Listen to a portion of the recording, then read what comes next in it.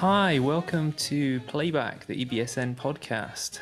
The EBSN has just finished a 3-day conference, virtual conference, EBSN 2021, which was pretty successful, I think, and we're quite pleased with the way things turned out.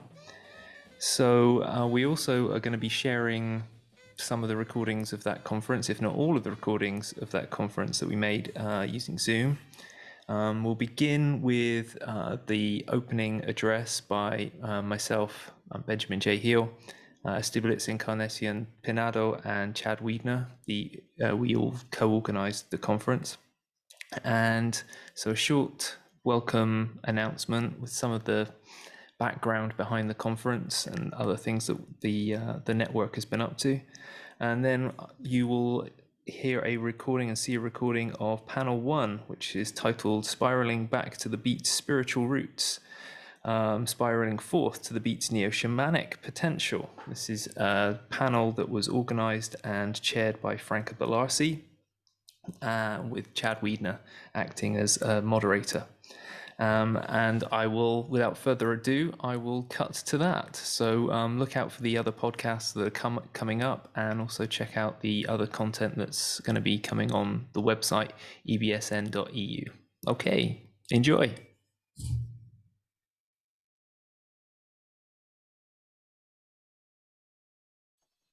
Okay, well, welcome to the 9th annual conference of the EBSN, which is the first ever virtual conference of the EBSN. I'm not going to say very much at all, but before I hand over to them, I wanted to say a special thanks to the organising team, because obviously this has been a unique challenge to come up with a conference design which looks fantastic on paper and also hopefully will work technically. So I wanted to say a big thank you to Esty, Ben, Chad and Raven. It's terrific you managed to sort of get this together, and it's proof that the EBSN goes on even when circumstances make it very difficult to do what we've done, I think, so well in the past, which is to have physical meetings where people share a space and get to know each other and get to present in a really sort of informal and creative as well as critical way, which I think has been the great achievement of the EBSN over the last decade. So virtually is not quite the same, but it will have its advantages as well as disadvantages. So without further ado, I would like to hand over to the organisers and say a big thank you and welcome to everyone. That's great. Thanks, Oliver. Thank you. Chad, you wanna go first, or shall I start? Okay. Sure, that's fine. Hey, I just want to say, I want to welcome everyone. It's been almost 2 years that we've been going through this pandemic. Our last meeting was in Cyprus. It seems like a long time ago. And one of the cool things about the EBSN is that it's a really global kind of association. It's not only academic, but there are other people who join as well. So for me, professionally, it's really, really interesting, and I enjoy it. And I have for some time. I remember 10 years ago, Oliver, Paulina, and I were already organizing the first conference in Middleburg. That was 10 years ago. And I can remember at that first conference, I was talking to Oliver about my concerns about the future of the EBSN and will we survive? Will there be another conference? And here we are 10 years later, and we have been all over the place. We've had some great publications come out. There was the Comparative American Studies special issue that came out in 2013. There was a CLC issue that came out. Some other things have come out more recently. So we've also been disseminating some of the information from these conferences, which I think is important as well. COVID has slowed us down. It wasn't possible to meet last year. That was a bummer, but we've responded, I think, in a way that shows that we're flexible and that we try to do different things. So this is not meant to be a replacement for the in-person conference. Let's just be honest, there are limitations to what we can do with this, but there will be a conversation, and that's really interesting. And so Zoom really kind of offers us an alternative for this year, and maybe a possible alternative in the future as well. We'll talk more about that later. I want to just quickly thank Ben, Estíbaliz, and Raven, and Paul. They've been amazing over the last year. Couldn't have done it without them. So much work behind the scenes. And I just want to I just want to say I hope everyone's really excited about the next few days as much as I am. And so I welcome you. That's all I've got to say, Ben. Yeah, well, that's pretty much everything, really, Chad. I mean, yeah, it's been weird. I can't believe it's 2019 that we were back in Cyprus, and then like it just feels like we've fallen into a weird time trap, and we've kind of missed out on things. And I don't want to dwell on the negatives that have come before and try to focus on this as being a positive thing, but we really did think, well, okay, so we can't have a conference because of COVID.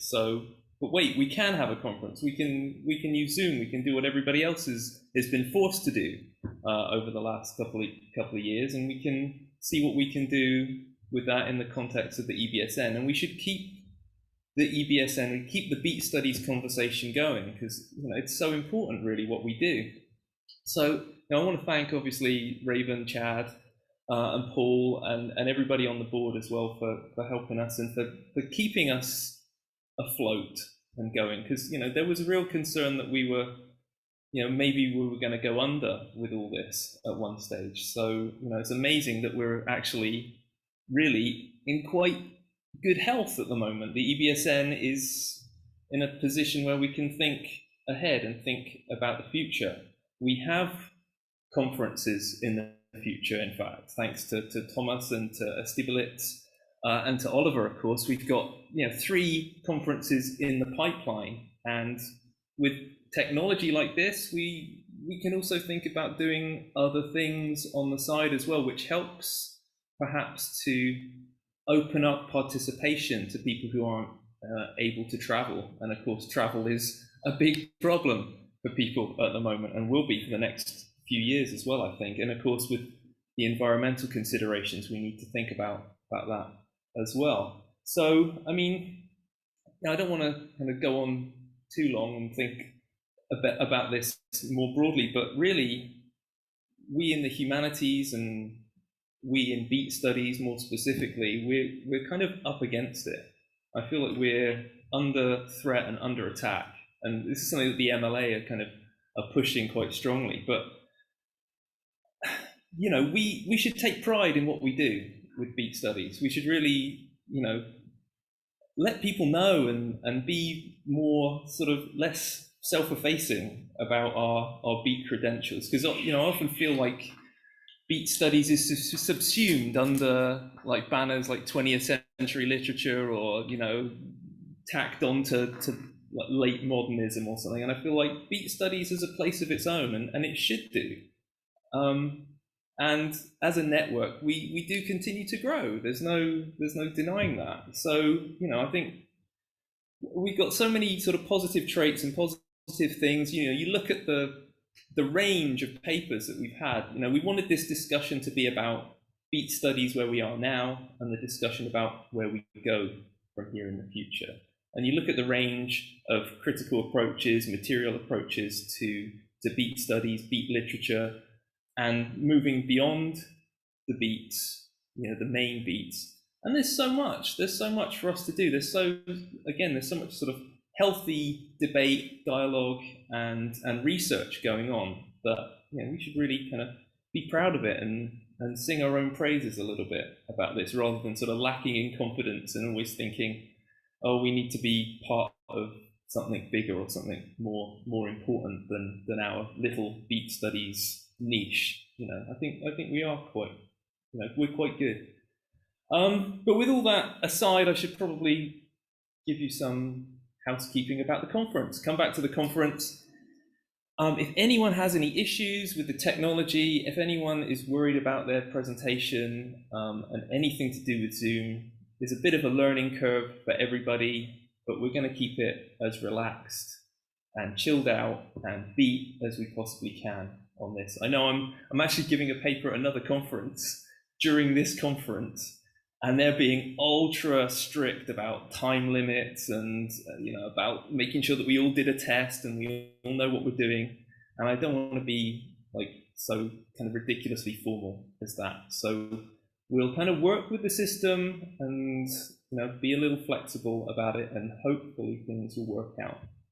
Now, the 2 main Zoom rooms And make sure there's a distinction between room and breakout room here, which can be confusing, but there are two main rooms throughout the whole conference that will be running daily.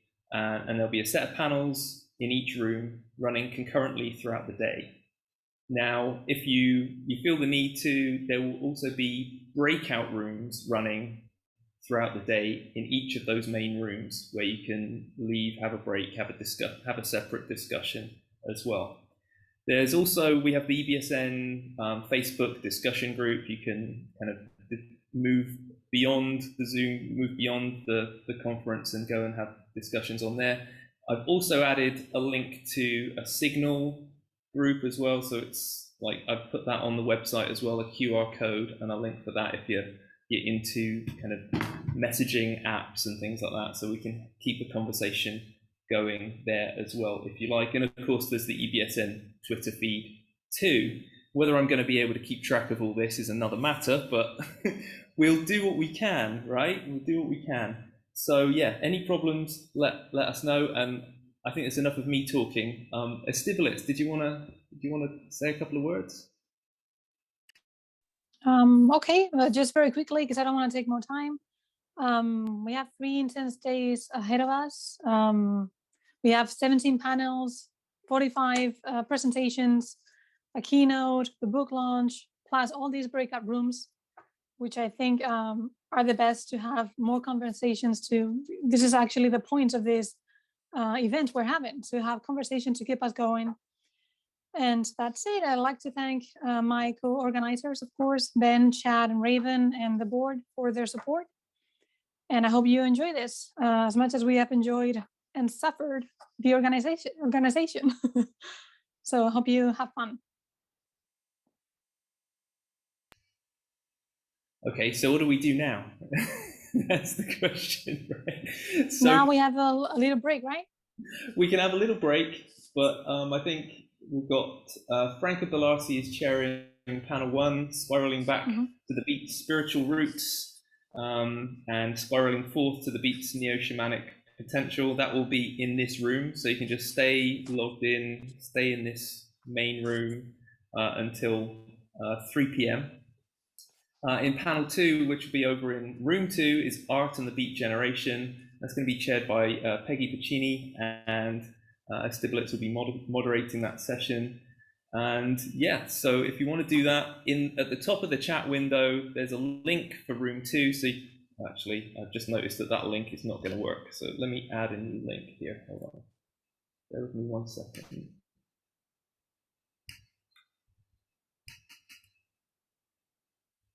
Let's see if I can resolve the first issue here, right? Okay, so I'm just sharing a link to room 2 in the chat window.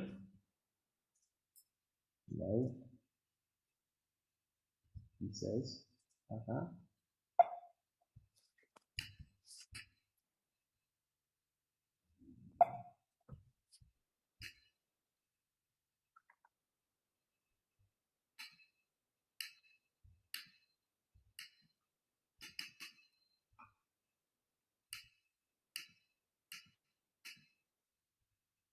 There we go. Okay.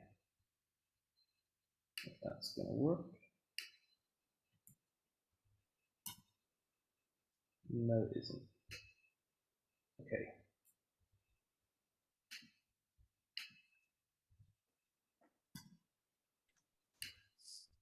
We can also move people manually if you want. Yeah, I'm getting there. I had this problem earlier. So let's try this link. I think I just needed to press. There we go. Okay, so that should work now. So that in the chat window, so you can, if you haven't got your chat window active, you click on chat at the bottom of the screen, and you should see room 2 with a link next to it, and hopefully that link will work. Again, let me know if there's any problems with that. Okay. So that's only for the second panel, right? Yeah, that's for panel 2, Art and the Beat Generation. Okay, again, if you wanted to go there early, Estíbaliz will be moderating that panel. She can assign you a breakout room if you want, or you can begin the chat earlier. And she'll be making sure that the panelists are prepared and they've got their PPTs ready and organized and the audio's working and everything. Okay. Okay, so if anyone has any other questions, you can message me directly through the chat window or whatever you like. Okay. Okay. Welcome everybody, and looking forward to getting into this.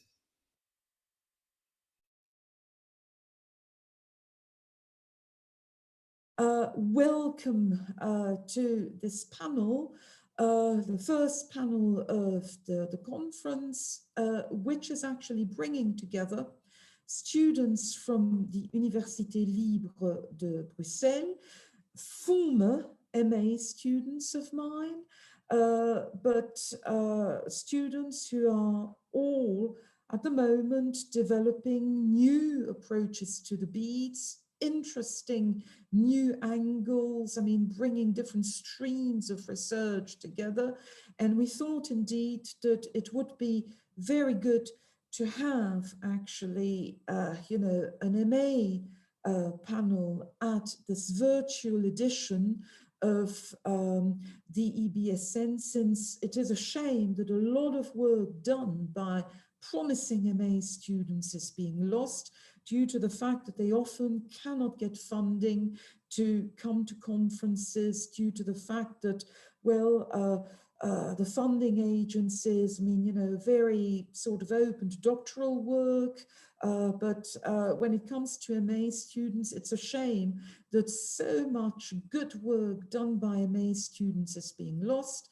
And so this is why we decided actually to bring together three very different approaches, three very different line of inquiries pursued by MA students at ULB, MA students who all graduated with summa cum laude, so their work was very well received, and I hope that it will also be well received here. Plus, I also hope that there will be interesting questions from you know, the audience, from you, so as to sort of, you know, give them further ideas, help them, you know, dig further, so help them further with, you know, their projects, because I think most of them would like to actually continue research. So, in fact, as will also become obvious to you, these are very different papers. We will have a first paper by Sarah Biratate, who is looking at new ways of fusing beat studies and romantic studies. She will give a paper devoted to Diane de Prima and Wordsworth's influence on the Prima.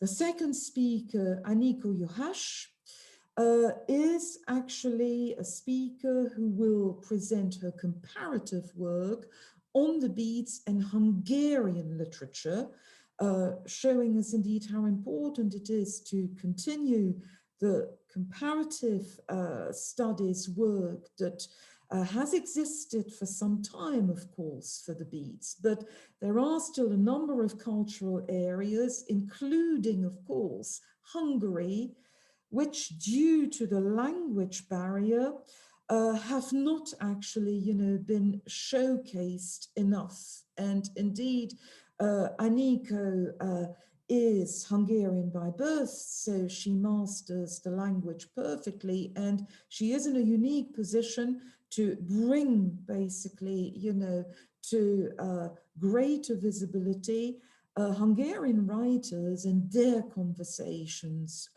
with the beats. And then we will have, you know, a third paper by Jérémy Wastiaux, who has been looking actually at Kerouac's work from the perspective of ecopoetics, experimental ecopoetics. So I would like, first of all, to, you know, have the papers in succession so that you can hear by yourselves, I mean, you know, how diverse the approaches are, but also how curiously they tie in together in a sort of, you know, variegated mosaic. then I will actually perhaps say a few concluding words, after the presentation, before then opening the floor to questions, before allowing you to interact with the presenters. So I propose to start, if that's okay with you. Chad, is everything all right? Are you okay with, yeah, all right, I see thumbs up. So without further ado, let me give you the word to Sarah Biratate. Sarah has just finished her MA in modern languages at ULB and embarked upon a new MA, this time in translation and interpretation studies. Besides working on the beats, she also writes. She is completing her first novel soon, I hope. So she is also a creative writer. And if there is anything that she would like to add about herself, she will do so. But I propose now to open her mic, Chad and Sarah. So if you could activate the sound. And Sarah, if you could also share your PowerPoint with the audience, because I've got it. But in case that's just in case there's a problem, ideally it is from your workstation, that things should be shared with the audience, fellow beats. I can talk you through it, Sarah, if you need me to. I think I found it. So you have to have your PowerPoint open. Yeah, there you go. It'll work. Oh, cool. Okay. Perfect. So good afternoon, everybody. I will be presenting the results of my thesis, a Wordsworthian reading of the Prima Interfusion. One moment. You can see the slides changing, right? Because it glitched for a second. Yeah, it's good. Okay, perfect. So at first glance, Wordsworth and the Prima may seem to be diametrically opposed. However, I suggest that they both share the same worldview. This worldview is centered around the idea that the world is suffering.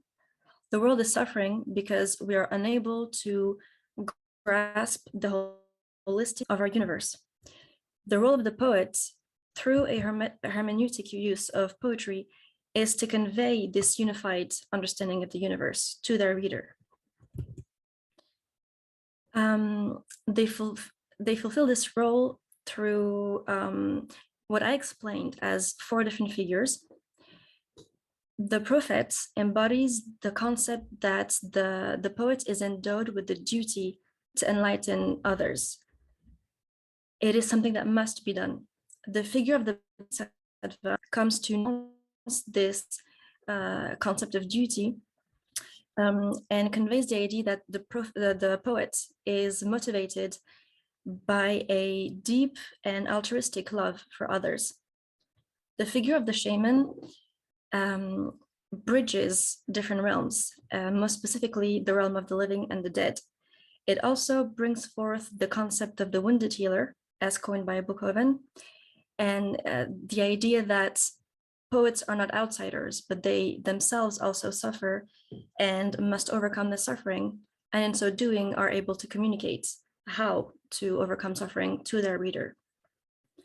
Finally, the figure of the angel embodies the idea of co-creator of the universe. I based my analysis by following 2 different directions. On the one hand, I detected Wordsworthian influence in the Prima's work, and on the other, I engaged in an anachronic reading of Wordsworth's work, to which I have applied different terminologies, and most specifically here, Buddhist and Hermetic terminologies, not because I believe that Wordsworth had access to those works or that he was influenced by them, but because I believe that these terminologies can help clarify his theories. I focused my thesis on autobiographical writings, namely the preludes, loba, and pieces of a song. As I said, their worldview is centered around the idea that the world is suffering. I would like to elaborate on this concept by using a definition by James Engel, who believes that what we understand as a world or universe can be best described by using two different terms. On the one hand, the realm of the earth, which is the realm of the temporary, the realm of human achievement of decay. And on the other hand, the realm of nature, that is the realm of the infinite and the imagination. We suffer because we're unable to understand that those two realms are intricately woven into one another. Therefore, the role of the poet is to communicate this holistic conception to their readers. To explore this holistic conception, I must quickly define the imagination as it is used in Wordsworth and Prima's poetry. The imagination is an inherent skill that we all possess. However, poets are particularly skilled at wielding this ability. And because of that, they are endowed with the duty to enlighten others. This is where the figures of the prophet and the Bodhisattva come to play. The imagination, as I said, is the realm of the eternity, of eternity and of the infinite. And what I mean by that is that in Wordsworth and Prima's poetry, the imagination is both a means to attain and the representation of enlightenment.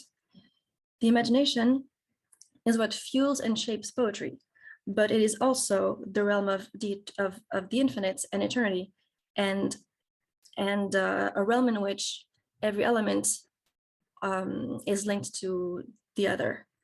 Because of that, as I said, it is both a means to attain and the representation of enlightenment.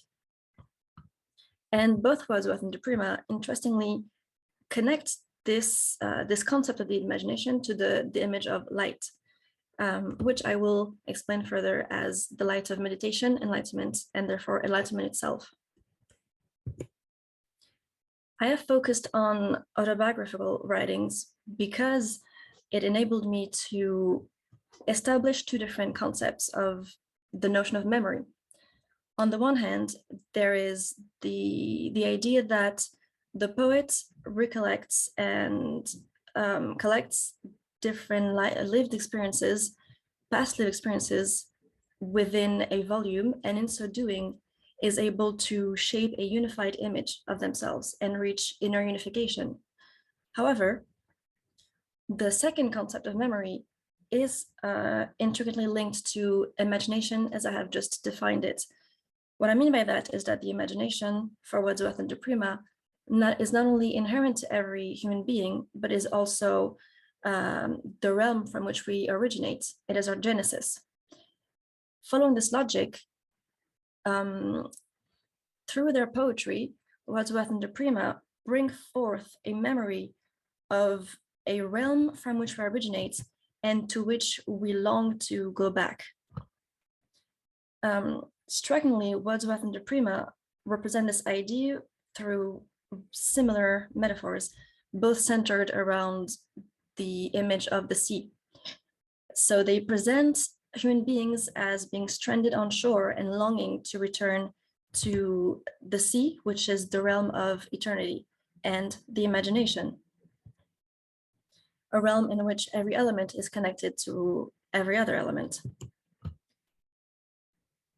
So they represent a worldview that is best described through Hermetic terms. This is why I have applied a Hermetic terminology to Wordsworth. Indeed, Hermeticism postulates not only that each element, that every element are intricately linked, but also that different realms and different planes of existence are also linked to one another. And here, as you can see, most importantly, the realm of the dead and the living, which brings forth the figure of the shaman. You can see that both Wordsworth and Prima believe that the root of our suffering is our inability to acknowledge that life and death are intricately connected to one another. The shaman, as a bridge between those two realms, not only is able to access the realm of the dead, the realm of the spirit, but most importantly is able to go back to the realm of the living and to communicate their experiences to their readers here in the case of poets. As I said, the shaman also bring forth the concept of the wounded healer and the idea that poets are not ostracized from society, they are part of it, like shamans are. They also suffer from the same struggles that we all face, and they have managed to overcome it and therefore are willing to communicate a way to enlightenment. To do so, both Wordsworth and Prima use poetry as a hermeneutic device. I explain this through the notion of musicality that I in turn explain with a triple identification that you can see here on screen. Poetry is life, is music. What I mean by that is that for both Wordsworth and Prima, poetry is a life force. They both represent it and connect it to breath. It is corporeal. In turn, poetry, life, is music. What is meant by that is that it's a hermeneutic conception of poetry, according to which the words cannot be separated from their meaning. For example, like magic words, they not only convey, but they also act. And paraphrasing it would mean losing its act of universe. Because of that, because poetry cannot be separated, on the one side words and on the other meaning and action, poetry is enlightenment itself. It is light. So through breath and light, what you can see is that sound and light are connected. And it's this connection between sound and light that connects both Wordsworth as much as Prima to the mantric tradition. I have included here from Langue, who explains the concept of mantra.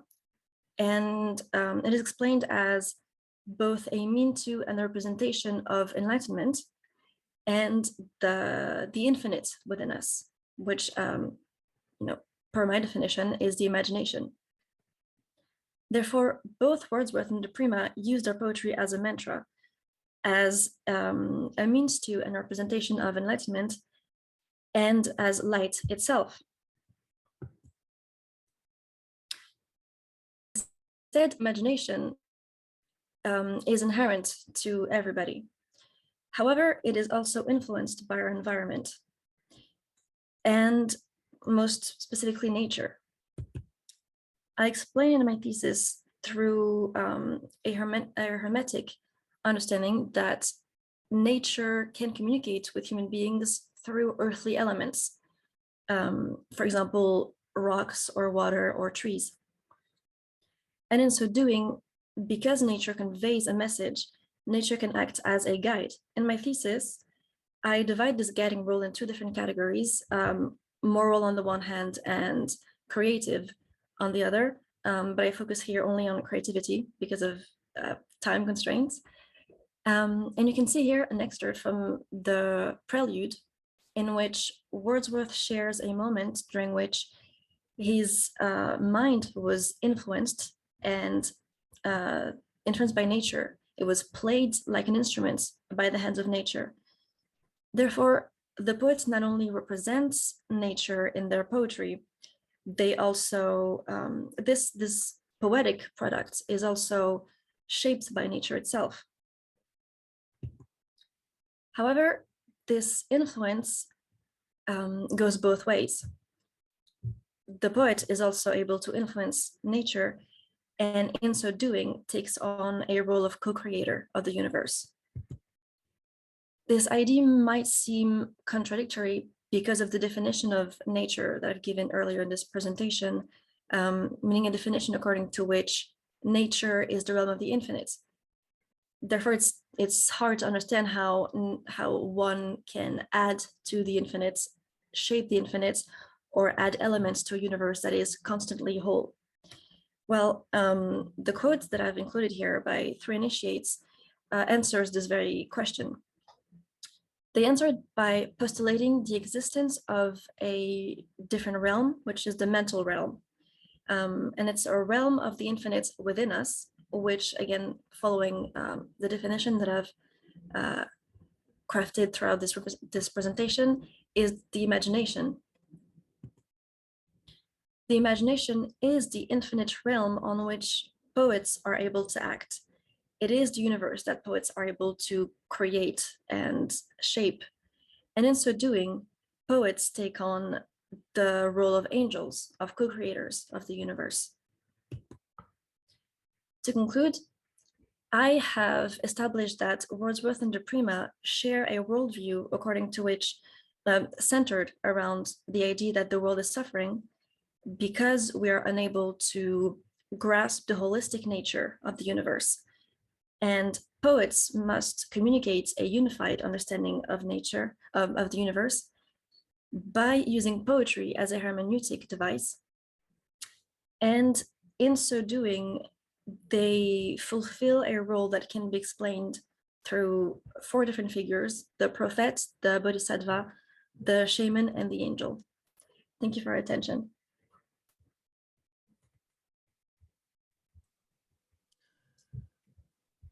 Okay, and Chad, can you reactivate my camera very quickly? Thank you.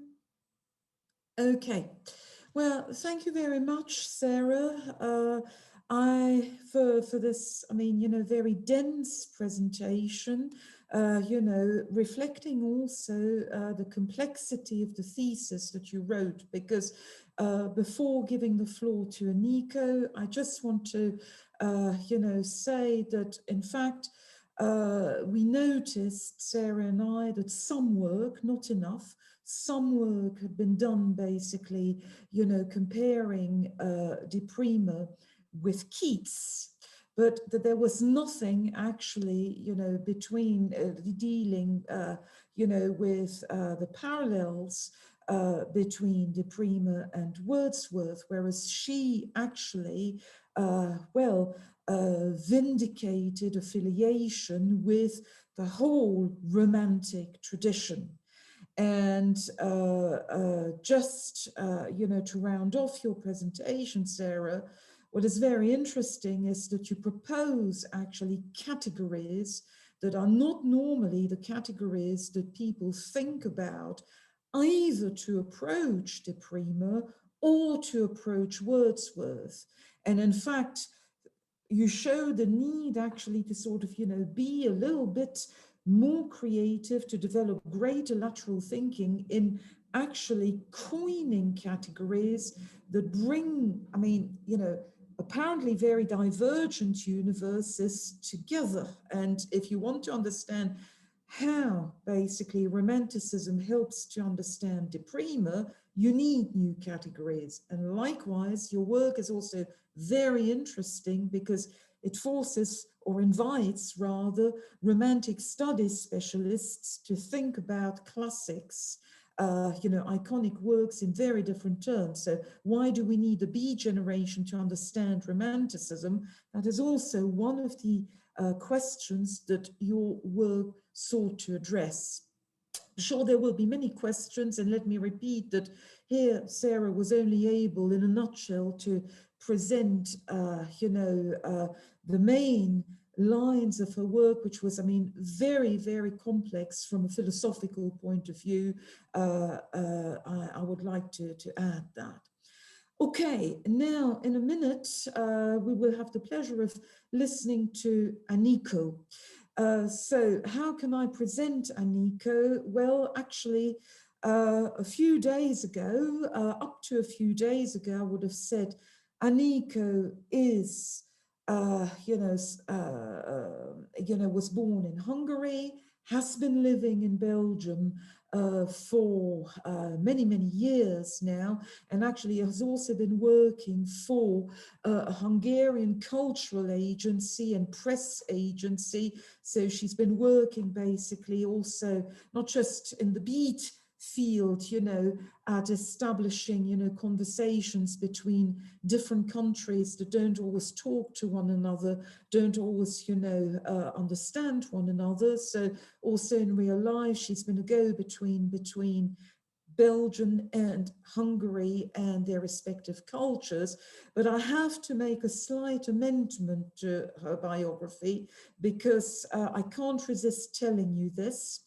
Well, Anikó is currently looking for funding for a doctoral project, and she is the first of my students who is so enthusiastic about what she's doing, and also possesses this brazen, bold beat mind, that we all admire, that she went as far as writing to the King of Belgium to, ask him to intercede basically in the education system, to intercede with the education system here to allow her to get some funding. And believe it or not, 2 days before the conference, the palace replied. So this is a first that I felt I absolutely had to share with you.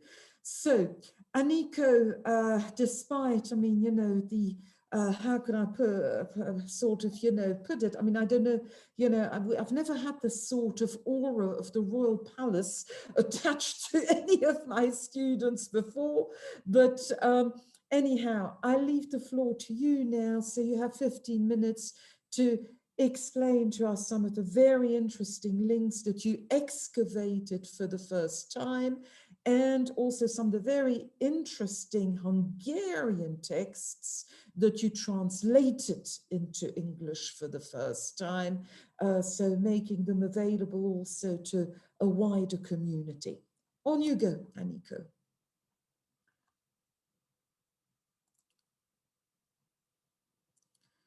You'll need to unmute.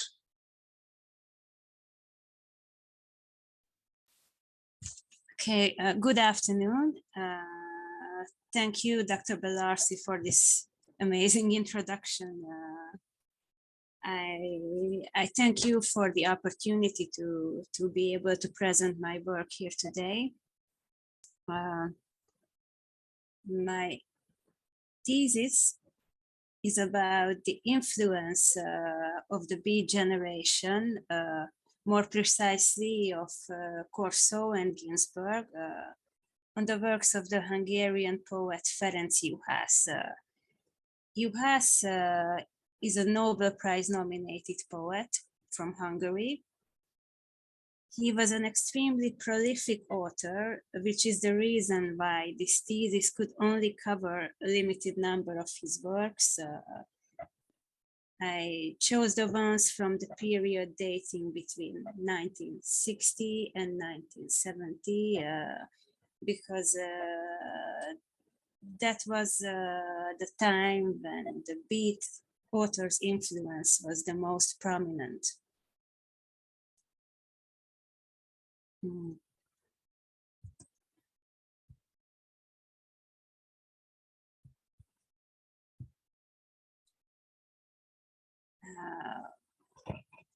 It is important to state that Juhász's poetry already possessed these characteristics that we associate, at least the people in this conference, with Beat literature, such as structural parallelism, juxtapositions, noun phrases, and free verse.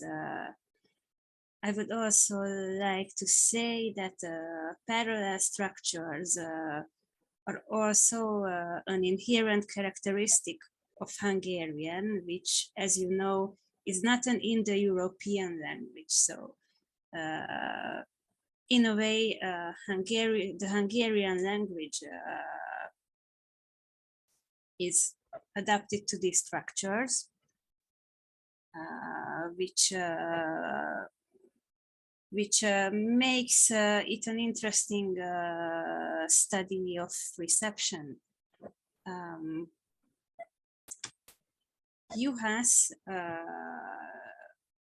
was half Hungarian and half Swabian, and he had access to literature in Hungarian and German. His vision was influenced by mysticism, including of figures like Swedenborg, and later by socialism. Just as the beats, he believed in the transformative power of poetry. As you can see on the screen, he defined poetry as action and considered that poetry's role is not the imitation of the universe, but the creation of a universe of equal value. If you read the second quotation carefully, you can see echoes of Kerouac's Essentials of Spontaneous Prose, although in this case it seems like a result of confluence rather than direct influence. The diamond structure suggests that the similarity is due to confluence because of their knowledge of Buddhism.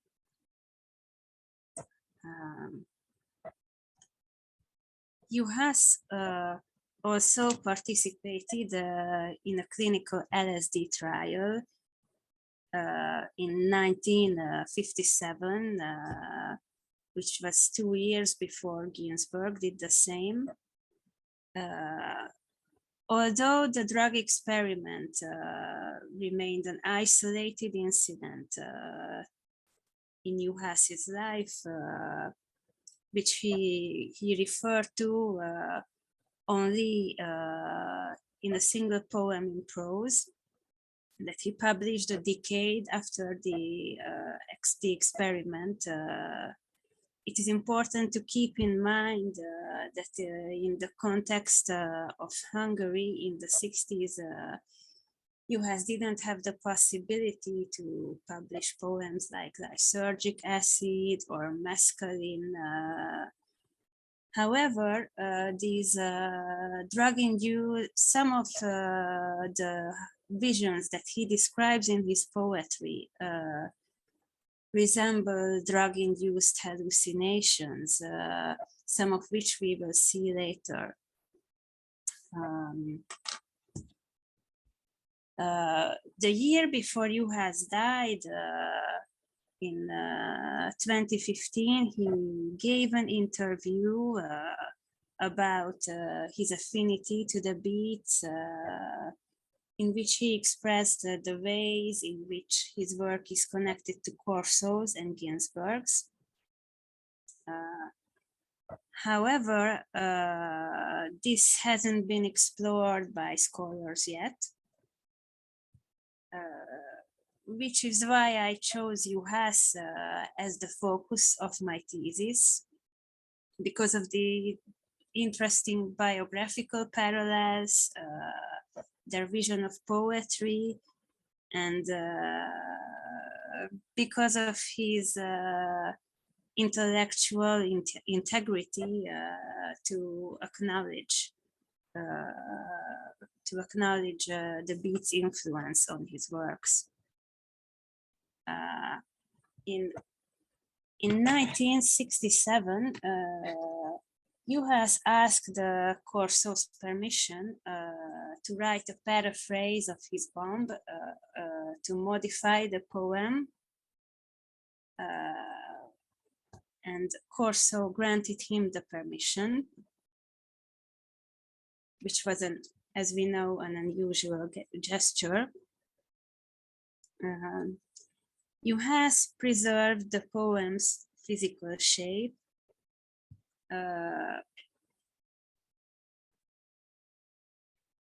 but he made it even longer and denser than the original.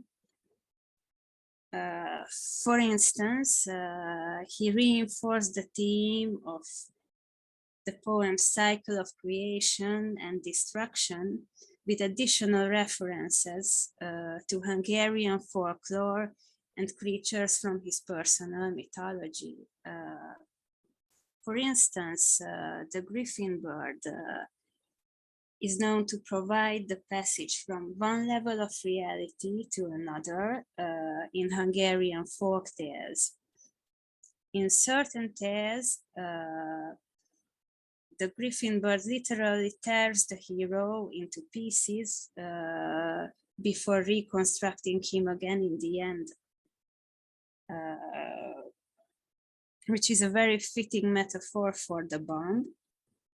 The Milky Way in the final line of Bomb is also a frequently used symbol by Juhász, which has multiple meanings in the poem's context.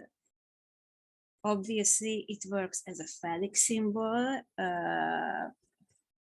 It refers to artistic creation and also to Juhász's kinship, the kinship that he felt to Corso.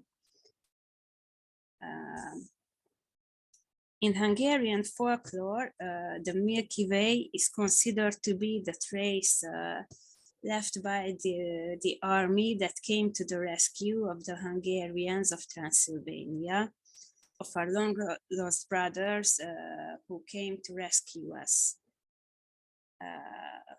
So the image works on multiple levels. Furthermore, Juhász added references to the other members of the beat group. For instance, to Ginsberg's How in line 57, and to Burroughs in line 94-95, adding centipede and millipede.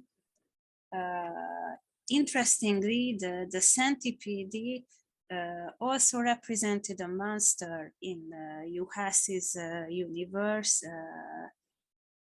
ever since as early as in the epic that he published in 1952 called My Father.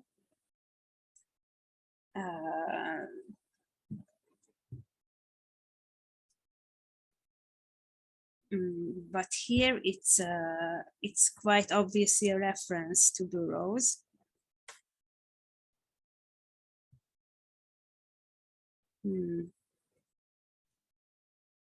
Some of the other modifications or lengthening of lines are due to Juhász's tendency to replacing qualifiers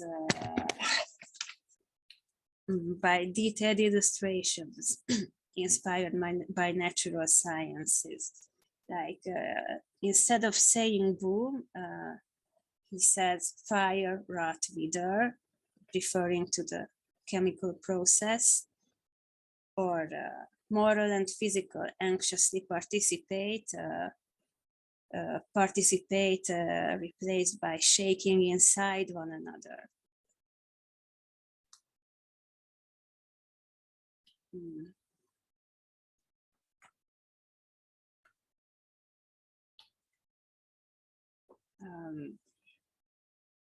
We could say that Juhász's bomb is like a synthesis of his and the beat author's universes. And it's really worth reading and exploring what he added to this already long and epic poem.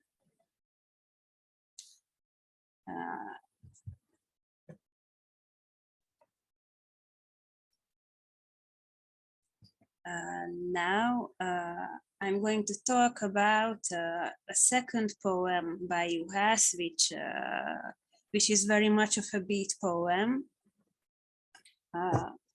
related to Ginsberg's Howl and to a lesser extent to Korszó's Coney Island.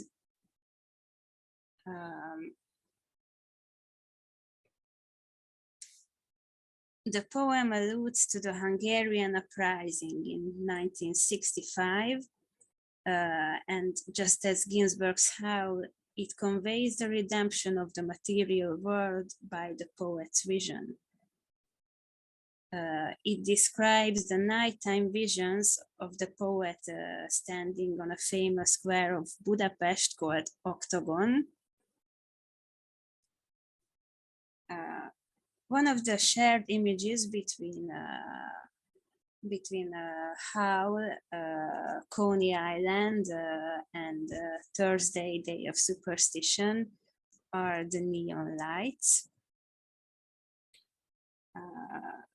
which have a double meaning in both Howl and the Juhász poem.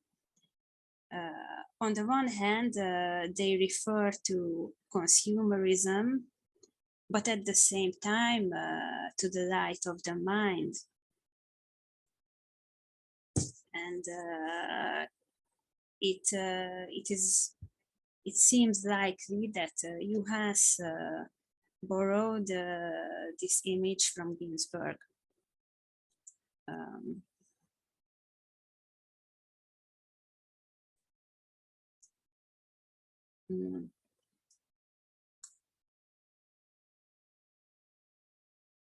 On this slide, you can see an excerpt from Korszó's Coney Island. If you read the two texts next to one another, you see that nightlife is symbolized by the Ferris wheel, the nighttime activity on Coney Island or the Octagon Square or Budapest are symbolized by this turning Ferris wheel.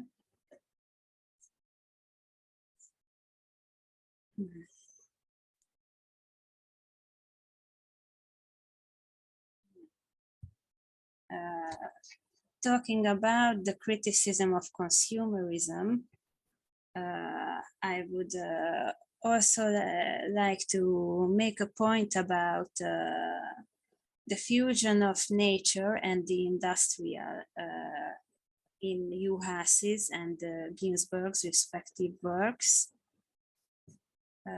On the left, you can see an excerpt from Juhász's original poem about the atomic bomb called The Images of the Night. And on the right, from Ginsberg's Sunflower Sutra.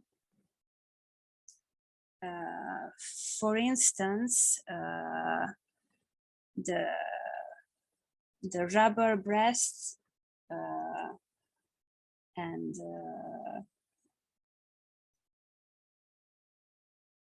the milky breasts of cars are another pair of images that appear in both Juhász and Ginsberg.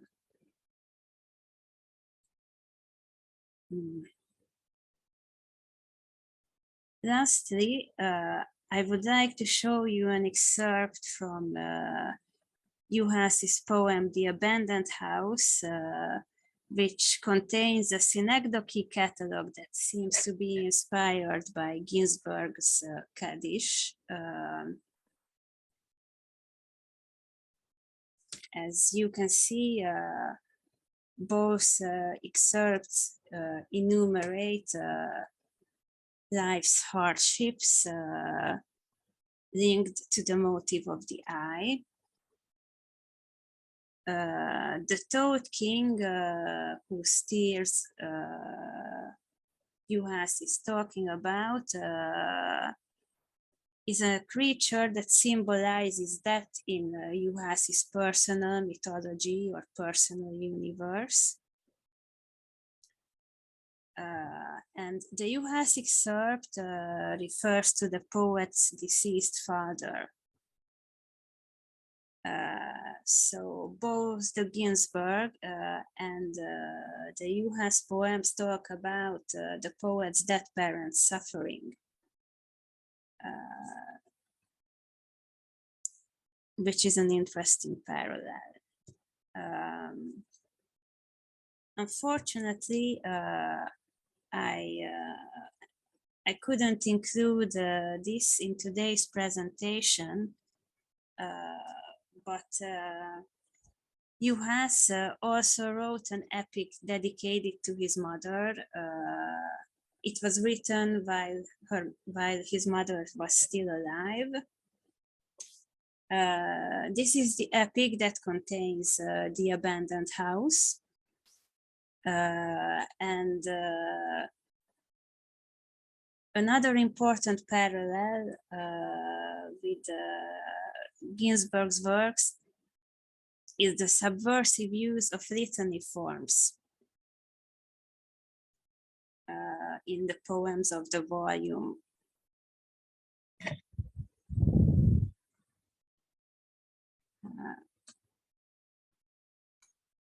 One of Juhász's scholars, Mr. Pomogács, stated that Juhász is a poet that incorporated the different layers of culture into his poetry.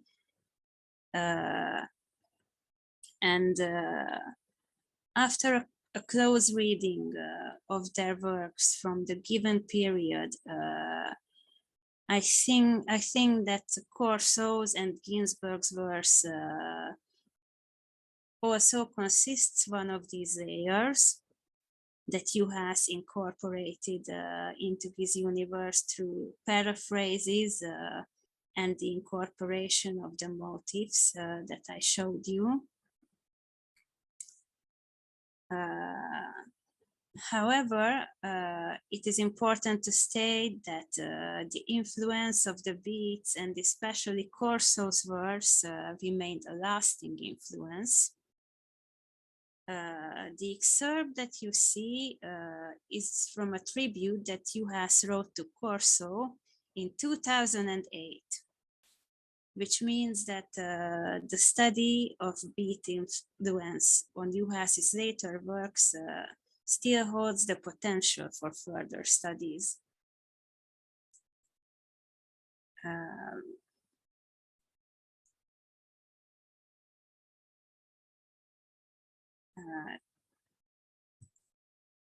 Thank you for listening to my presentation, and I'll be glad to answer your questions. Mm-hmm. Okay, well, thank you, Anikó. And again, what is quite important in the kind of work that you've done is to highlight again the importance of close reading, number one. So, because I mean, the close reading sometimes, I mean, tends to be forgotten about, you know, amongst larger theorization. And again, you have really done a sort of, you know, Benedictine monk's work, comparing, you know, line by line, you know, the poems. And let me repeat also that what is very important in your case is the making available of, you know, Hungarian texts that remain untranslated. So beat influenced material that is simply not known about due to the language barrier. And again, I remember the first time that I saw this extensive interview by Juhász, you know, in its English version, I thought, okay, you know, I mean, it was indeed like a bomb going off in my head, I have to say that.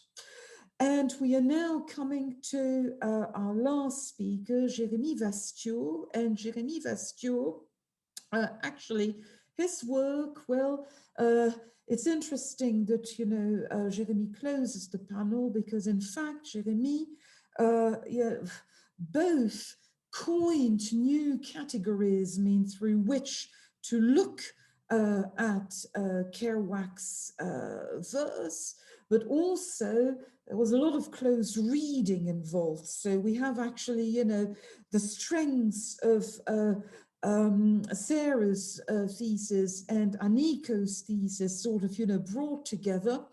And also what is quite interesting in the case of Jérémy, Jérémy used dissipative structures, as he will explain to you in a minute, to approach works by Kerouac that are not looked at in terms of eco-criticism and eco-poetics. And again, we read dissipative structures here and there in beat literature. For instance, Anne Waldman has a postface, a postscriptum to fast-speaking woman, in which she uses that. But of course, these are complex concepts that very few people explore to the full and can wield with ease. And Jérémy, as you will show us in a moment, you did that. Let me also add that it is perhaps appropriate that someone worked on dissipative structures and beat poetry at ULB, since you will explain that Ilya Prigogine is actually at the center of this kind of theory. And Ilya Prigogine was indeed a Nobel Prize who worked at ULB and taught at ULB for many years. So indeed, you have a reading grid that is also very much a reading grid that was coined within our walls. But without further ado, except to say that you are currently working as a secondary school teacher, so you had to negotiate your release this afternoon from the headmistress to join us, but you've done so. Again, you completed your MA in English and German at ULB. So let me deactivate my mic and my video, and Jérémy, you have the floor. Okay, so I don't know what time it is for everyone, but it's the afternoon here, so it's going to be good afternoon, everyone. As Dr. Bellarsi just said, I'm a teacher, so I'm used to captive audiences, and even though there's a small red button on the bottom corner, it does feel like you're all trapped in here with me, so please be patient. I will do my best to keep you entertained. So first of all, it is a real pleasure to follow the illuminating presentation by Anikó and also Sarah. So I will try to do my best and try and emulate them. So now the author I'm going to talk about actually is far from being an outsider when it comes to the beat generation, obviously. So we're going to talk about Jack Kerouac. Let me do that. Okay, so I'm not seeing any faces, but I hope it's working. So we're going to talk about Jack Kerouac, and actually one of the first concerns I had when I set out to write my master's thesis about Kerouac 2 years ago now was that I was going to have to find something to say about him that hadn't already been broached in the hundreds and if not thousands of essays and monographs that had already appeared previously. Luckily, my supervisor, Dr. Bellarsi, was far less clueless about that than I was, and we quickly decided on two things. First, that I would do my research about both Visions of Cody, which is a 600-page experimental novel written in 1951, and Mexico City Blues, which is a book-length poem made of 244 choruses or smaller poems, let's say. So that's the first thing. The second thing, as was already alluded to, is the fact that I would assume in my thesis an eco-critical perspective, more precisely known as Ecopoetics. So what is Ecopoetics? So on the picture, you have poetry that explores ecological concerns, and the term can take Jeremy, Yeah. are you trying to share a PowerPoint? Yes. Is it Yes, not we're not working? seeing it. So if you open up, make sure your PowerPoint is open already. Yeah. And then you have to use the screen share function Oh, at the yeah. bottom. Fair enough. There you go. Working Perfect. now. Yep. Oh, okay. Sorry. So you missed the first one. So you have beautiful Jack Kerouac typing on the, no, listening to music. Okay. Can you see it now? Yeah, looks great. Okay, good. Sorry about the mishap. So on the PowerPoint, Ecopoetics, we have poetry that explores ecological concerns, and it is true that Ecopoetics does that, but some would say that this is closer to eco-criticism in general. So Ecopoetics, we could talk about it for way too long. So I'm going to define it according to its use within my own dissertation. And it would be interesting to delineate it as the conceptual crossroads between ecology, the hard sciences, so STEM fields, and literature. And more precisely, to assume an eco-poetical perspective is to consider literature as a terrain for strife, friction, for probable friction, and it is also interested in the coexistence and reunification of contraries. So to assume this perspective in my research on visions of Cody and Mexico City Blues, I've had to create a reading grid that combines two strikingly distinct domains. The first is Kerouac's Essentials of Spontaneous Prose, which Anikó already mentioned, and which is the closest thing we have to any method Kerouac might have used when writing his books. In the Essentials, Kerouac provides readers with pieces of advice such as no periods but the vigorous space dash separating rhetorical breathing, or no pause to think of proper word but the infantile pileup of scatological build-up word till satisfaction is gained. So it's basically a jazz-inspired guide for spontaneous writing. So you have a couple of quotes on screen. And now the second domain I have blended into my analysis is a subfield of thermodynamics known as the study of dissipative structures. And well, in short, so tersely summarized, dissipative structures are structures that manage to spontaneously create order out of chaos, which is, if anyone is familiar with the House of Commons in the UK, there is John Bercow creating order out of chaos. So structures that manage to spontaneously create order and design out of chaos and randomness. They allow non-equilibrium states, which are the states of disorder, to cohere into ordered structures. And actually this field, so this subdomain of thermodynamics, was created to explain the possibility, so to try and explain the possibility of life in a universe which is chaotic. So how can we have something as structured and ordered as life? So within the universe. So the general objective of this eco-poetical reading grid, so blending dissipative structures and the essentials of spontaneous prose, was to look for patterns of non-duality, for apparent contradictions in a book, in a chapter, or even a single line of poetry, and to try and reconcile those contradictions as the necessary parts of a larger literary project, and to show that the contradictions actually are not hindering the motion of the narrative, but actually propelling forward the narrative. So now let's take a look at Mexico City Blues. So here is we're going to start with an excerpt of Mexico City Blues, and I'm going to show you that.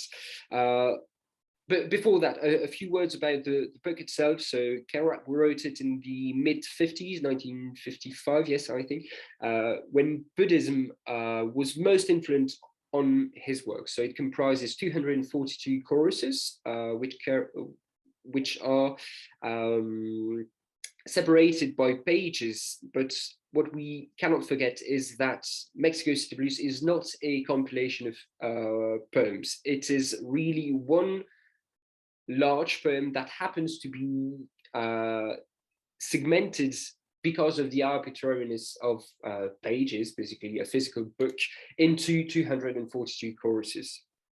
So my main thesis as regards Mexico City Blues was that the poem is non-dualistic insofar as it tries to enact both motion and immobility. So the narrator or the singer, you could say, singing the poem or blowing, so the jazzman blowing on the poem, is doing his best to keep the poem moving forward, but at the same time he also wishes to stop its motion, to make it immobile.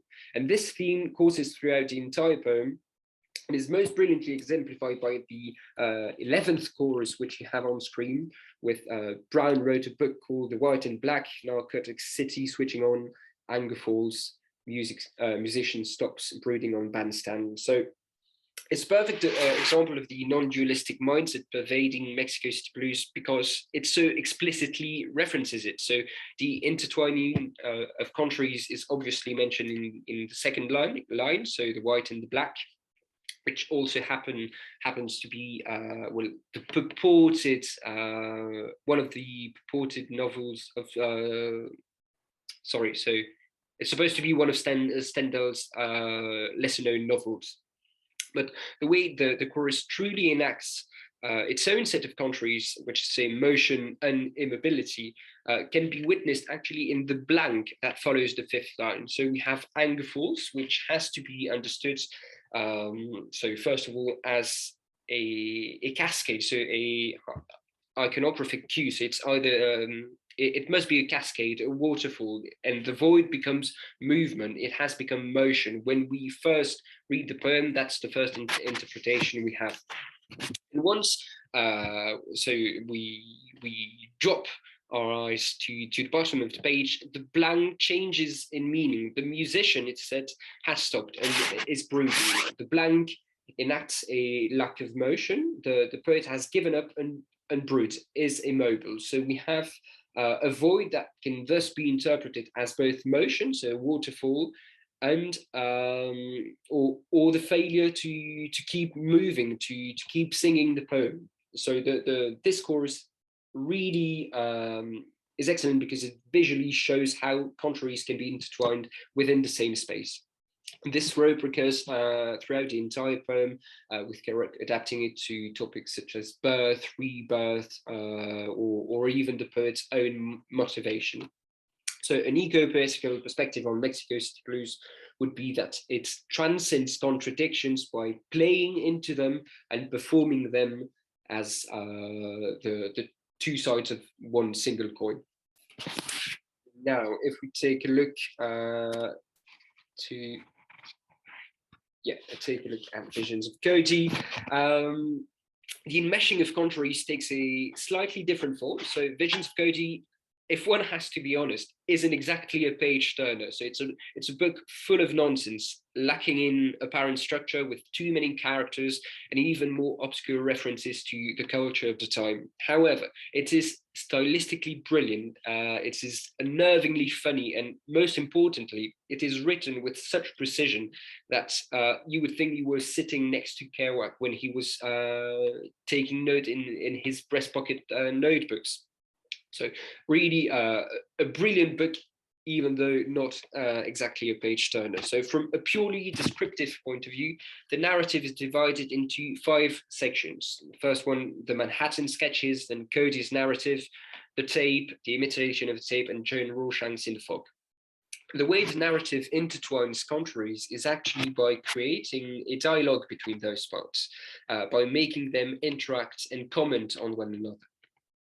When what they are commenting upon is one of the major battles that rages in Kerouac's writings, namely the fight between his Buddhist ideals, which I'm going to come to in a minute, and the objectives he writes about in the Essentials of Spontaneous Prose. According to his Buddhism-inspired perspective, poetry and prose should aim at a sense of synchronicity, of all-inclusiveness, and panoramic view. The text should be the perfect representation of everything that happens everywhere at every single moment. And then we have the spontaneous prose ideals, which favor aspects such as spontaneity or the exact translation of what the eye can contemplate at a given moment. And these two categories, categories of objectives clash in the narrative. But Kerouac's genius is to use that friction between those two categories of objectives and those contradictions to create a dialogue and a feedback loop between the sections of the book, which all take a different approach to acting out those objectives. For example, in the Manhattan sketches, the prose is faithful to the objectives of spontaneous prose, but fails to provide the reader with any sense of synchronicity, of all-inclusiveness. Whereas in the next section, Cody's narrative, Kerouac becomes conscious of the shortcomings of his first section and modifies his purely spontaneous technique to integrate the use of memory into the compositional process. The third section, the tape, is probably the most bizarre of them all, since it consists of an unaltered transcript of conversation Kerouac had with friends, so including Neil Cassidy, over a period of 5 days, I think. And that section does create a sense of synchronicity. So it's starting to get closer to the Buddhist ideals than the spontaneous prose ones. And in some sense, you can't get more spontaneous than by having this transcript of a real life conversation. But the problem with that third section is that there is no common narrator. And so the different perspectives cannot merge, and we have a failure at the end of that section. The fourth section first tried to remedy that problem, but falls into the opposite trap. And that section is also the moment when Kerouac seems to have a bit of breakdown. The prose was already incongruous, but he basically gives up going into drawings and plays on the space available on the page. So it doesn't look like a book anymore. At some point you could say it's just or maybe an art book. It also becomes a poem instead of keeping on with prose, and meaning completely deserts the composition. And finally, we have Joan Rorschach's In Fog. It narrates for the first 20 pages how the actress Joan Crawford ran upstairs in a movie, I think it was Sudden Fear. And so that sequence lasts for maybe 3 or 4 seconds, and Kerouac manages to make it span 20 pages. And it's arguably that section the most pleasant to read, but it's also the most impressive at a metafictional level, because it integrates the perceptual and representational challenges faced by the writer in Visions of Cody. And so it talks about itself, and the feedback loop really takes form in that section as well. And the prose of that final section is opposed to the one we find in the first one, the Manhattan sketches. It fulfills Buddhist ideals, but not completely, but cannot. It really the achievement really is at the cost of the spontaneous prose ideals. And in the end, so I'm going to finish with that. It's important to know that Visions of Cody never quite manages to merge its contradicting objectives. No section of the novel is perfect, and the dialogue never really ends. But more important even is the fact that it doesn't really matter that the novel is a failure. The novel accepts its failure and transcends it by making it into the content, the topic of the narrative. And so with this endearing thought, which is the hope that our mistakes and errors to may also be integrated into something better, I'm going to thank you for your attention and leave the floor to whom it belongs. Thank you.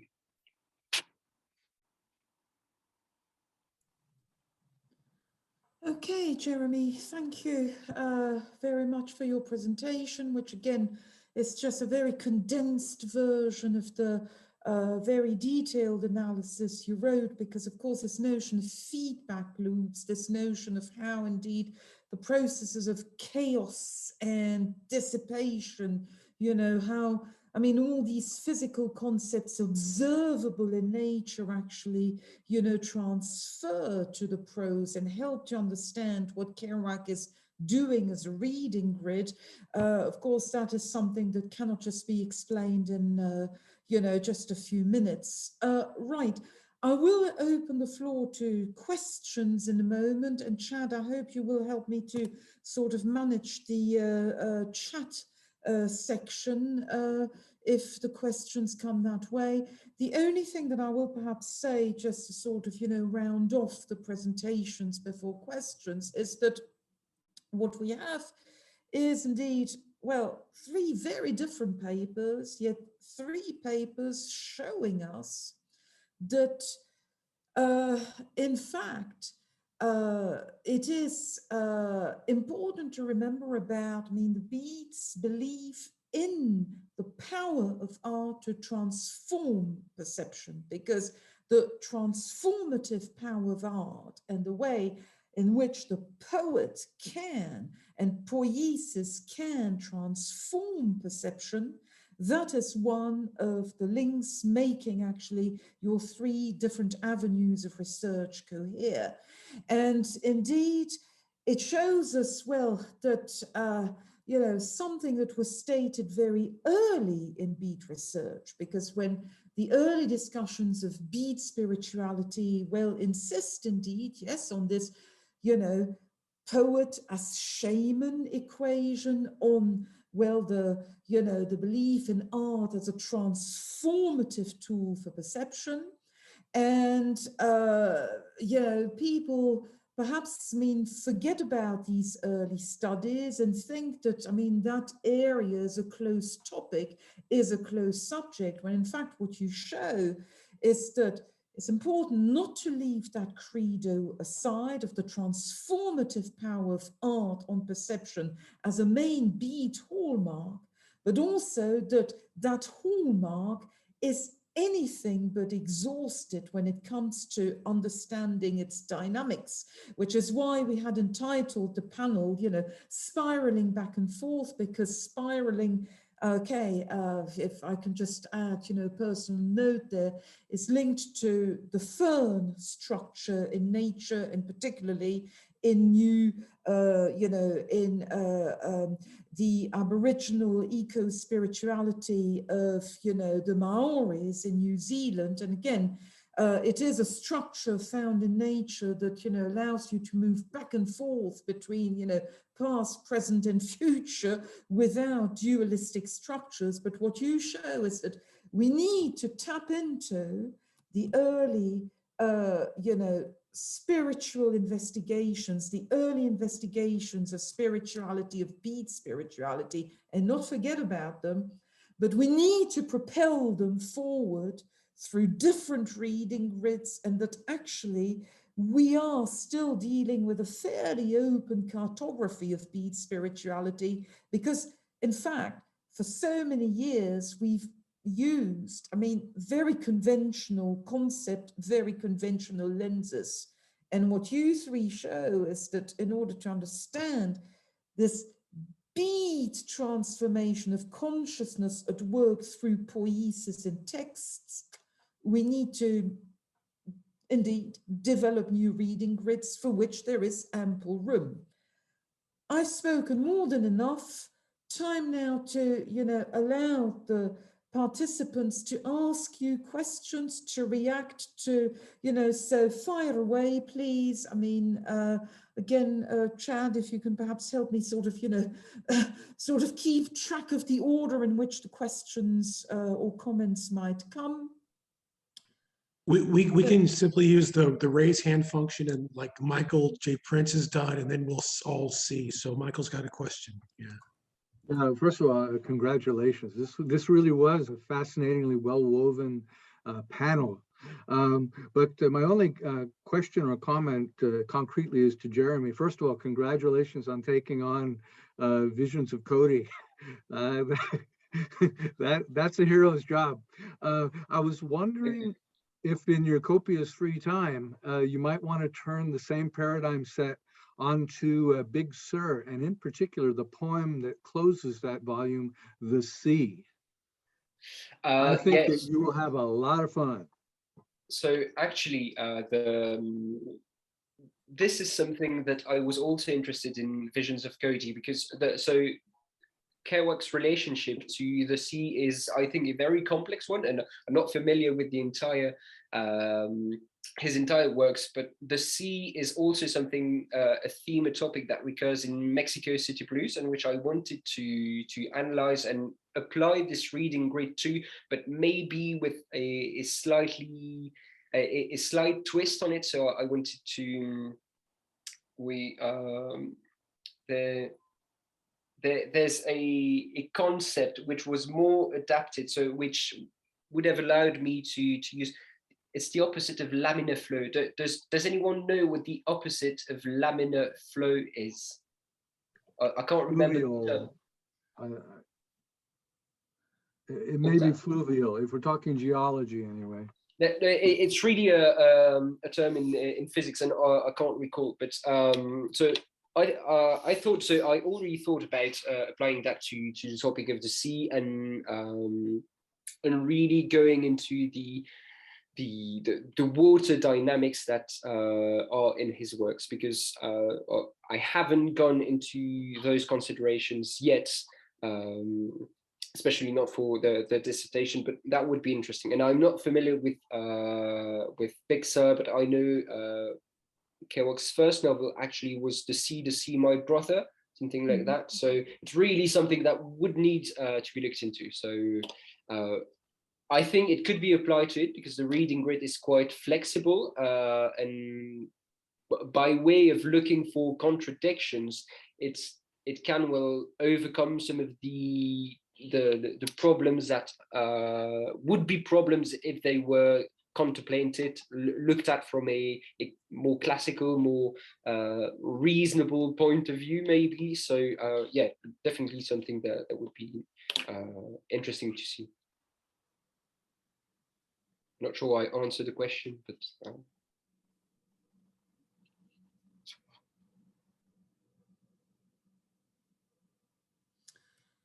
anyone else would like to comment, would like to actually, interact with any of the participants?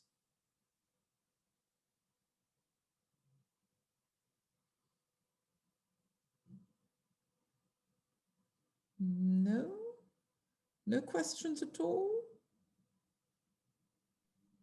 I believe that 2 people are raising their hands, if I'm not mistaken. I'm sorry, I can't see them. I'm sorry. I mean, who is raising their hands? Help me, Sarah. Okay, all right. Okay, I'm sorry, Matthew, because, okay, I look for the electronic hand, which shows to you what the virtual universe has done to me over the past 18 months. So a normal human hand, I mean, I'm looking for this yellow thing, this yellow icon. Sorry, Matthew, fire away, please. Right. I just have a very simple question. First of all, I want to say that all 3 presentations I thought were fantastic and fascinating. Just a quick question for Anikó. I was just wondering, what was the result of the LSD trial in 1957 that you referred to for Juhász? What was the verdict or the result of the trial in the end? Anikó, you have to unmute. Anikó, you need to unmute your mic. Sorry. So are you referring to the poem in prose that Juhász wrote about the experiment? Yes. I will have to open my thesis in order to show you a few excerpts.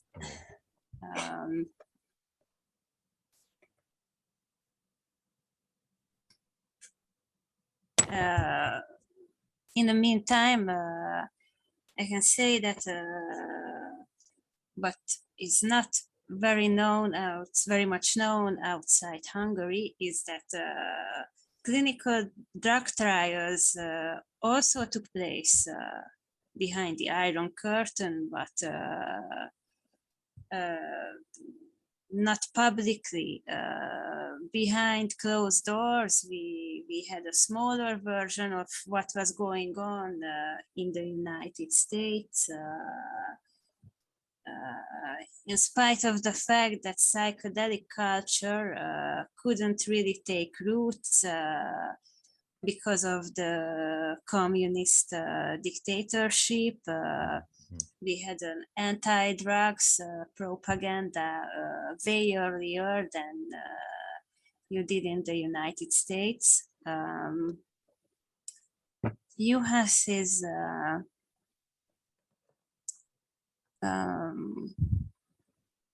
let me Diatil experiment.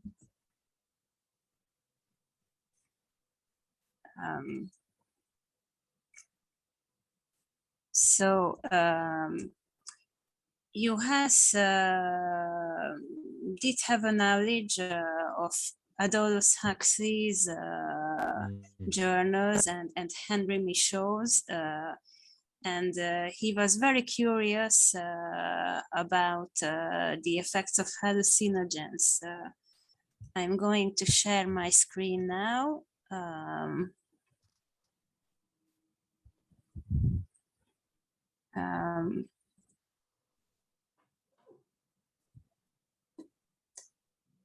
He says, I hope to enter to that world of chaos, that inner and almost inaccessible structural billowing of existence. Critics say that Juhász used a very conventional language, sort of putting that, in a way, he put on a medical mask in which, through which he analyzed this experience. However, the symbol, the list of symbols that you can see in these paragraphs reoccur in his other poems, which suggests that the experience did have a deep impact on Juhász.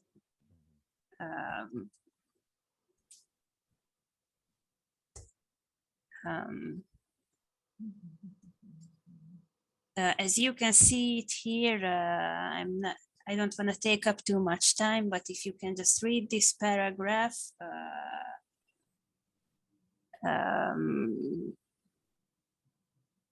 there is a, what is similar to, for instance, Ginsberg's drug poems is that is the self-awareness that interfered. You can see the parts between brackets that kept interrupting these visions, which made it difficult to render them on the paper. However, for instance, the excerpts that I showed you from Thursday, Day of Superstition, seemed like drug-induced visions. And the poem that he wrote about Dylan Thomas, who was also one of Ginsberg's main inspirations. I can give you, I don't want to take up too much time, but you know, beneath the fire web of London streets before Christmas, like the last pre-conscious vision of the drug trials, a chain of golden horn painted glowing giant angels, a multitude of angels in the street place. And this poem about Dylan Thomas was the one that followed the Dissipative experience in the volume of poems in prose that in which the Dissipative experiment was published. So the experiment did have a lasting impact, but it couldn't be expressed in the same way as in the United States. Right, right. Thank you very much. Did I answer your question? Yeah, yeah, it's fascinating because I always think of Ken Kesey in 1964, and this is many years before that happened. So it was fascinating. Thank you very much. You're welcome. Okay, Sarah said that someone else had raised their hand and that I saw nothing, basically. So who is the other person whom I have so brazenly ignored? I mean, so who was the other person, Sarah? Can you remind me? It's Chad Weidner. I don't know if I So, Chad, you butchered had your a name or not. Yes, you did. That's fine. I'm used to it. So one thing I just wanted to say is all three were really, really interesting. And what I find really good about your approach is that you all have got really strong methods. I find that often graduate students will simply try to apply theory, and you've gone beyond that by trying to develop kind of an interesting or different approach, which of course speaks to your tutelage from Franca clearly. I do have a question for Sarah. I found that really, really fascinating, your paper, looking at Wordsworth and Prima. But one thing that I didn't really see you address, and I wonder if you thought about this, is some of Prima's work is really quite radical. I mean, I'm thinking about Revolutionary Letters, and she says, kill the CEO of Shell and blow up factories. And I mean, really eco-terrorist stuff that if you would say today, if you are not white, you would definitely be arrested. So when I think of Wordsworth, I think of like, okay, an American version of Romanticism, right? When I think of the Prima, I think of something a little bit less pastoral, a little bit more activist. I wonder if you thought about those differences at all. That's my question. Yes.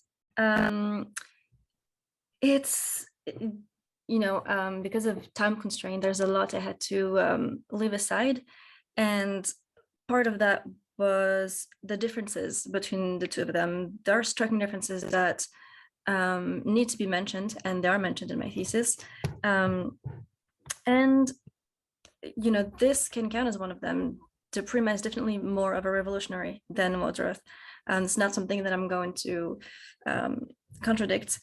But in my thesis, I also talk about revolutionary letter because some revolutionary letters are included in pieces of a song. So I got to explore them as well.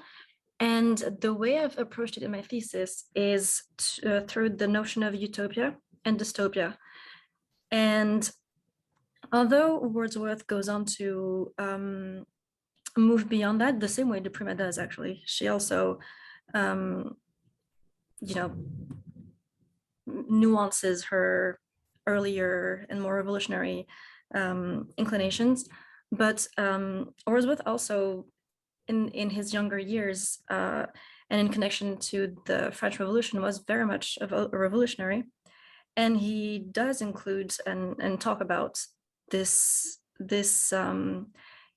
young fervors in the prelude. And the way that I've connected it in my thesis, again, as I said, is through the notion of utopia and dystopia, and how by representing those alternate societies, both of them, again, through the imagination, propose a model, perhaps not to follow, because actually both of them remain really vague when it comes to what type of society they wish to create. And that's really important because it really gives the reader freedom to make their own model. And so again, both Wordsworth and Prima actually do that. And yeah, connecting it to the imagination is really interesting in that sense, because I saw it as a way for the poets to influence their environment, again, through the imagination, because of the definition I give of nature, it needs to come from the imagination. And so through these utopian and dystopian representation of society, and that stem from their revolutionary inclinations, they're able to craft a reality through art and through poetry, and to present it to others, while at the same time leaving the door open for others to shape this very image that it creates. And so again, I will not say that Wordsworth is as much of a revolutionary as Prima, because that's not the case. But the both of them do partake in this utopian and dystopian creation and use of the imagination. And politics is definitely an important factor in this. And I do talk about it in my thesis, but again, I had to leave that aside, unfortunately. But yeah, sure. Yeah, it's clear. It's clear. Thank you. Do we have time for a last question if anybody wishes to, I have an addendum. If no one else wants to talk, I have an addendum to the first question. Yes. Okay. Okay. I'm going to start in. So so it was called Turbulent Flow, and I'm going to do a screen share to explain what it seemed so relevant to the study of so relevant in the case of Kerouac. So here we have the basic characteristics of turbulent flow, and you have irregularity, diffusivity, and dissipation, the last one. And if you take a quick read, anyone who's familiar with the essentials of spontaneous prose, I think, is going to find the pattern there, and to see why it would be maybe easier to apply his writings to reading grit inspired by turbulent flow than solely by dissipative structures, although the two could be joined in the process, I think. So just a quick addendum there. There we go.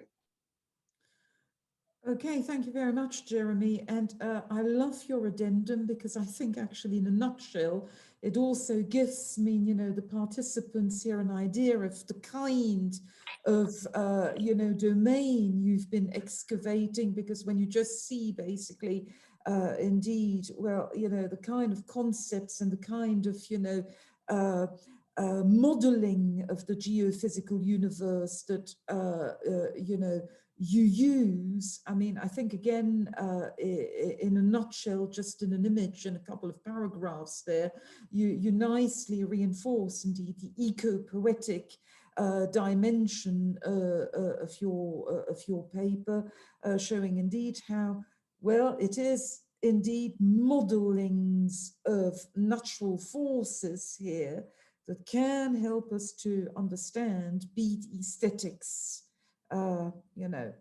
So we are now reaching the end of our session, I believe, because it is 4:33, if I'm not mistaken.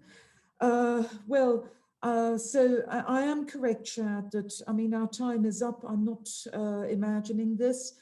Right, of course, there are still other possibilities for participants to interact and talk to each other, virtually speaking, in the virtual chat room that parallels the main session, so throughout the conference. So there are still other opportunities for you to touch base. And yes, Chad? Yeah, I just wanted to say, so what we can do now is you don't necessarily need to log out of the conference at all. You can just turn off your mic and your camera, and we will sort it out and arrange things back to where you need to be, so it's easier and quicker at 5 o'clock. Okay, thanks. And before we actually switch off everything, I just wanted to say last time a big thank you to our three presenters, and to for sharing, I mean, these very, very interesting perspectives. And I also wanted to thank the EBSN as an association also for giving these young, promising scholars a floor, and encouraging them thereby further into their research. And I also wanted to thank the audience, actually, the people who took time out to tune in, to listen, who asked me these interesting questions as well. So thank you to the presenters, thank you to the audience for being there. And okay, I think this concludes a panel that indeed foreshadows perhaps all the great things to come in the conference as a whole. So thank you to all of you, and we'll see each other again then at 5 p.m. And in the meantime, take care, everybody. Bye-bye for now. Bye-bye.